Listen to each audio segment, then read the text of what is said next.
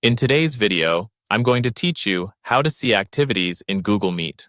We'll begin in Google Calendar because the easiest way to access a meeting and its activity tools is from the event where it's scheduled. Open your calendar in a browser where you're signed into your Google account so your permissions carry over correctly. Find the meeting you've already scheduled and click it to open the event details.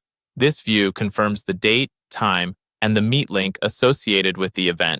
If you don't see a Meet link, make sure the event was created with Google Meet enabled. Next, click Join with Google Meet from the event. This takes you to the Meet lobby. Here, you can quickly check your camera, microphone, and background.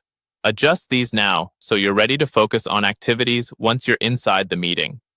Click Join Now to enter the meeting. If you're a host or co-host, you'll have access to more activity options. Participants will see only the tools the host has enabled.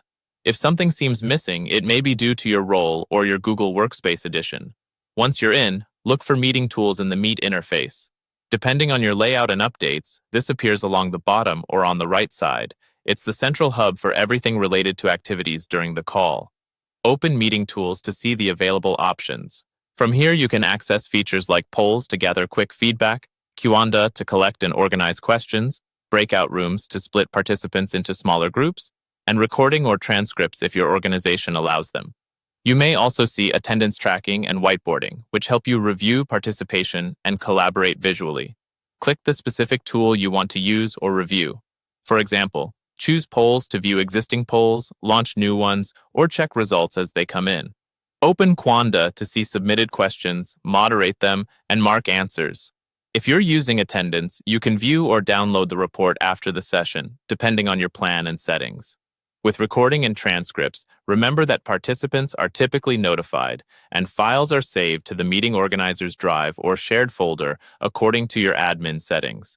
If you don't see a tool you expect, double-check host controls or ask your administrator whether the feature is enabled for your account. Also, note that some activities only generate reports after the meeting ends. That's it. By starting from Google Calendar, joining your meeting, opening meeting tools, and selecting the activity you need, you can see and manage everything in one place. Thanks for watching, and happy hosting.